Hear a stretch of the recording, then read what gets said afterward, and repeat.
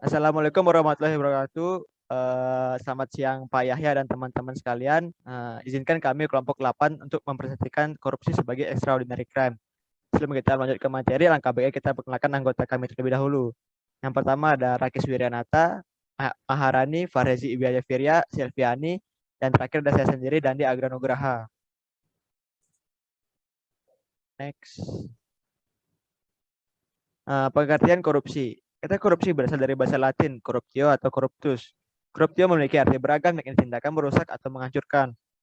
Menurut Kamus Besar Bahasa Indonesia, KBBI, korupsi adalah penyelewangan atau penyalahgunaan uang negara, perusahaan, organisasi, yayasan, dan sebagainya untuk kepentingan pribadi atau orang lain.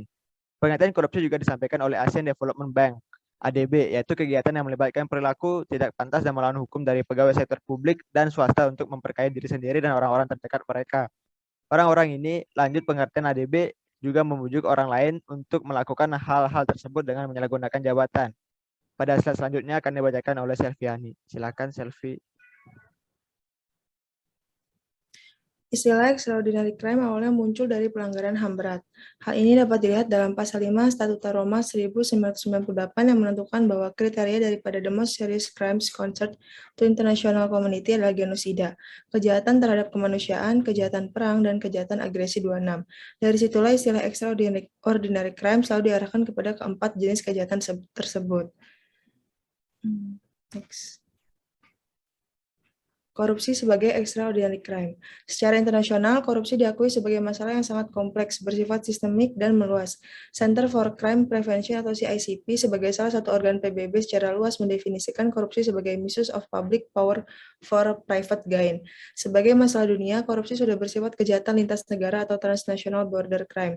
Dan mengingat kompleksitas serta efek negatifnya, maka korupsi yang dikategorikan sebagai kejahatan yang luar biasa atau extraordinary crime memerlukan upaya pemberantasan dengan cara-cara yang luar biasa seperti atau extraordinary measure. Selanjutnya akan disampaikan oleh Farhezi. Baik, terima kasih sebelumnya kepada Setiani. Kali ini saya Farhezi akan menjelaskan tentang korupsi di Indonesia. Pasal besar yang dihadapi bangsa Indonesia hingga tahun 2013 saat ini adalah merajalelanya korupsi, terutama yang berkualifikasi korupsi politik. Korupsi merupakan faktor penghalang pembangunan ekonomi, sosial, politik, dan budaya bangsa. Negara Indonesia sejak tahun 2002 dengan diberlakukan Undang-Undang Nomor 30 Tahun 2002 tentang Komisi Pemberantasan Tindak Pidana Korupsi atau KPK mengklasifikasikan kejahatan korupsi sebagai kejahatan luar biasa atau extraordinary crime. Karena korupsi di Indonesia sudah meluas dan sistematis yang melanggar hak ekonomi masyarakat. Untuk itu memerlukan cara pemberantasan korupsi yang luar biasa. Sebab terjadi tindak pidana korupsi adalah serakannya manusia, memiliki politik berlebihan, dan adanya desakan dari keluarga.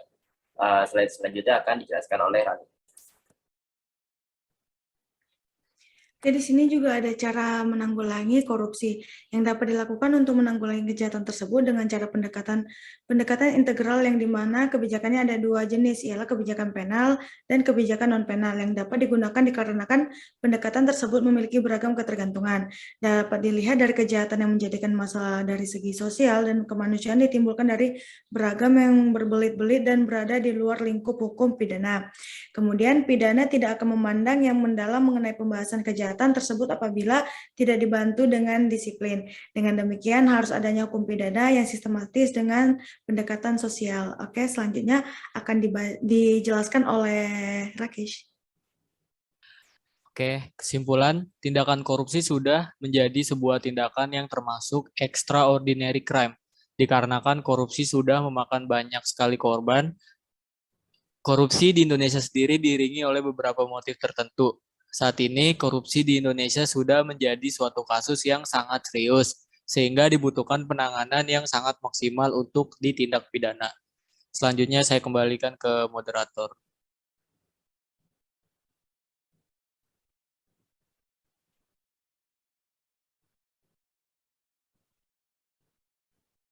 Ya, ini merupakan hasil wawancara dari kelompok kami.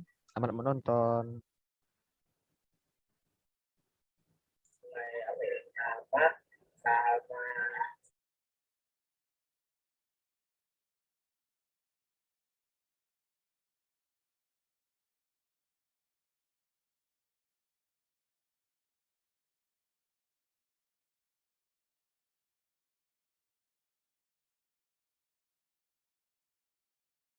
Ini langsung masuk pertanyaan aja. Ya. Sekarang aku terjelaskan apa? Lu tahu gak kalau ada undang-undang dasar yang ngatur tentang korupsi? Tahu, dan gue pernah baca sekilas, tapi gue lupa pasal berapa. Pokoknya setahu gue isinya itu kata-kata ya, pilar pokoknya korupsi itu dilarang memperkaya diri, memperkaya orang lain, dan memperkaya suatu perusahaan atau orang tertentu. Oke. Terus langsung aja selanjutnya. Kalau menurut gue orang-orang koruptor itu mereka masih dikasih ganjaran apa, tindakan pidana apa yang pas untuk pelaku-pelaku korupsi?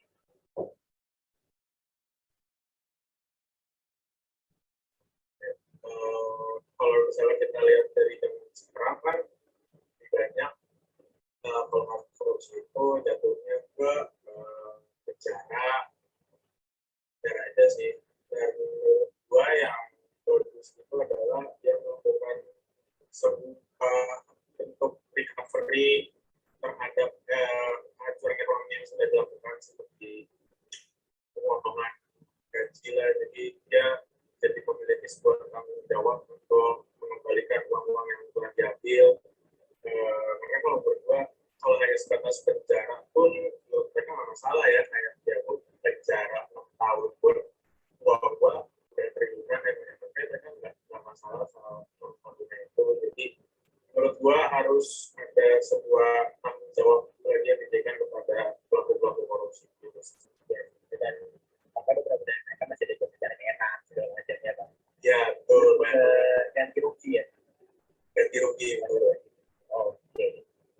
Terus nggak selanjutnya ada sensitif ya. Kira-kira nih, tapi nggak apa-apa lah karena itu juga nggak kita upload. Kira-kira lo tau gak siapa seseorang atau apa ya mungkin pernah jadi tersangka atau apapun yang terkait dengan korupsi. Gimana tuh?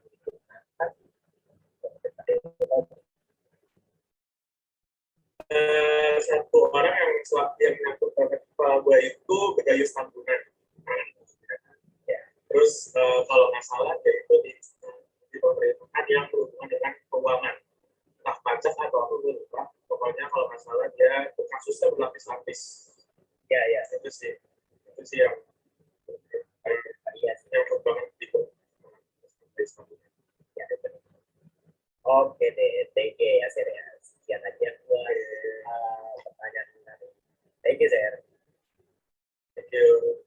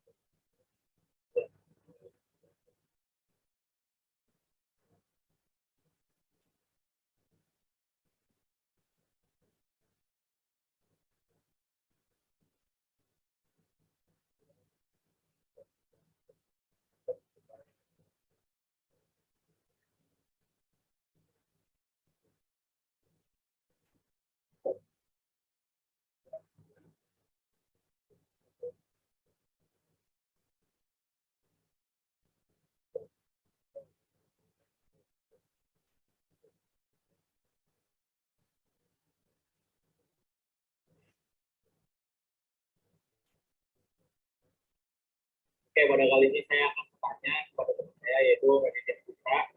Yang pertanyaan pertama yaitu apa Anda tahu UUD yang mengatur tentang korupsi? Ya, itu semua sudah tertulis dalam Undang-Undang Nomor 28 tahun 1999 tentang penyelenggaraan negara yang bersih dan bebas dari. Ini dijelaskan definisi soal korupsi, kolusi, dan nepotisme yang semuanya adalah tindakan bersalah bagi penyelenggara negara.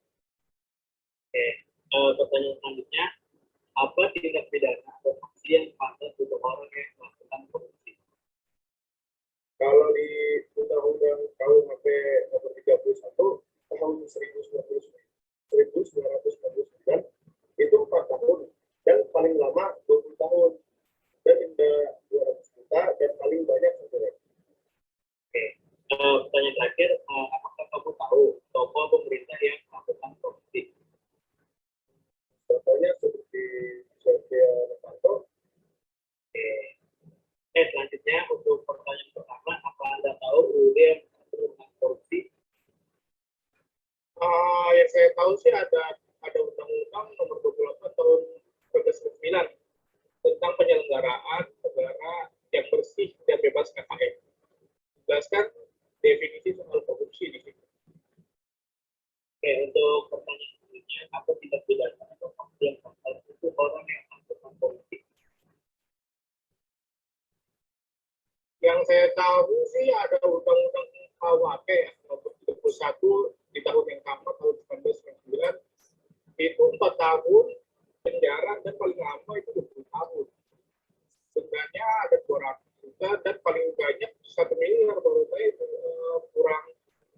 kurang efektif ya, karena yang banyak beredar saat ini korupsinya itu di atas miliaran, di atas 1 miliar gitu. Menurut saya sih harus diukur seberat. Oke, untuk pertanyaan terakhir, apakah kamu tahu tokoh pemerintah yang melakukan korupsi? Yang saya tahu ya, ada Menteri Perikanan tuh, Edi Prabowo yang terbukti menerima $77.000, itu lumayan fantastis nilainya.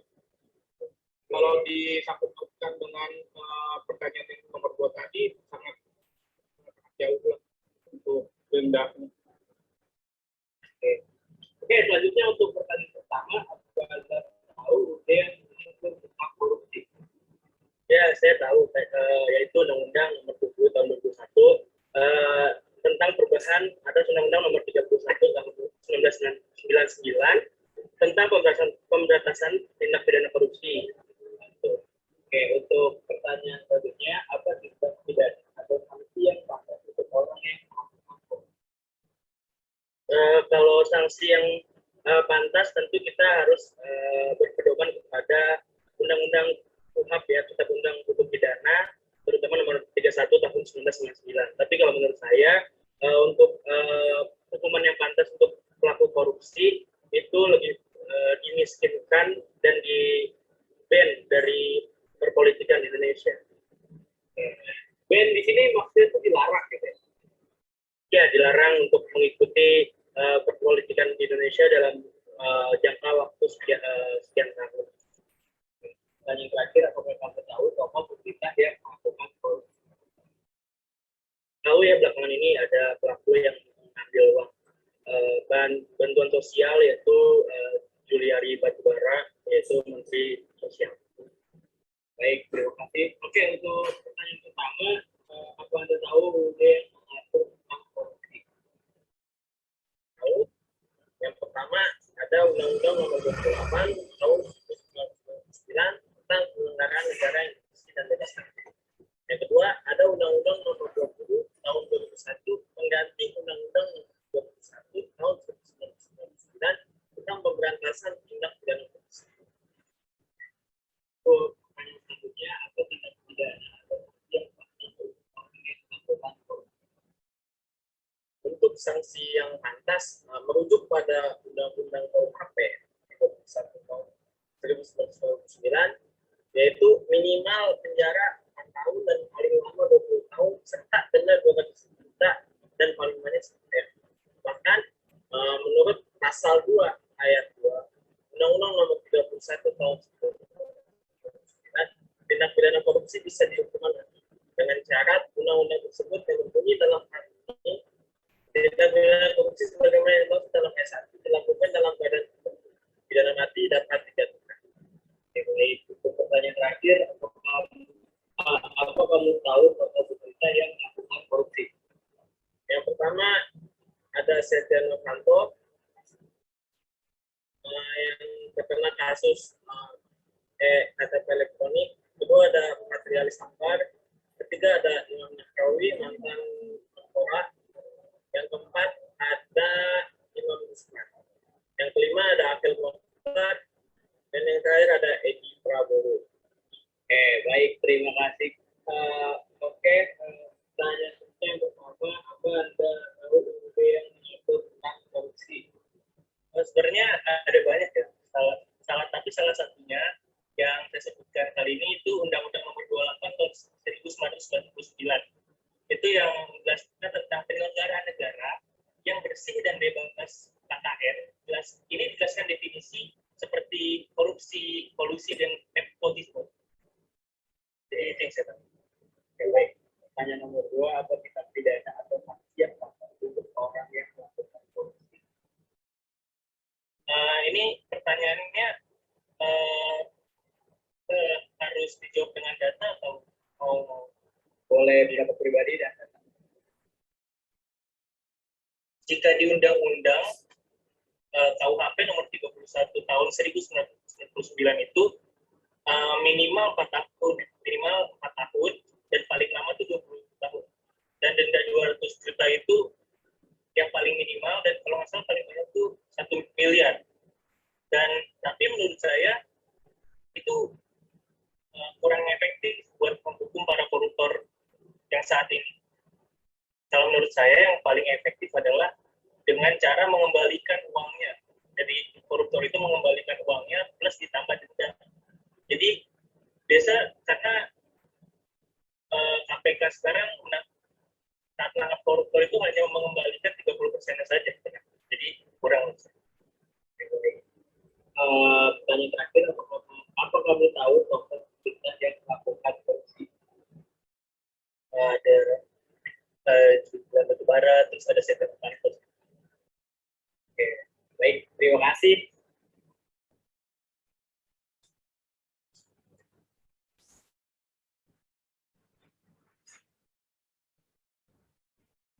Ya, segitu sekian presentasi dari wawancara kami dan hasil presentasi kami dan hasil wawancara kami. Mohon maaf bila ada kesalahan kata. Kami undur diri. Wabillahi taufiq wal hidayah. Wassalamualaikum warahmatullahi wabarakatuh.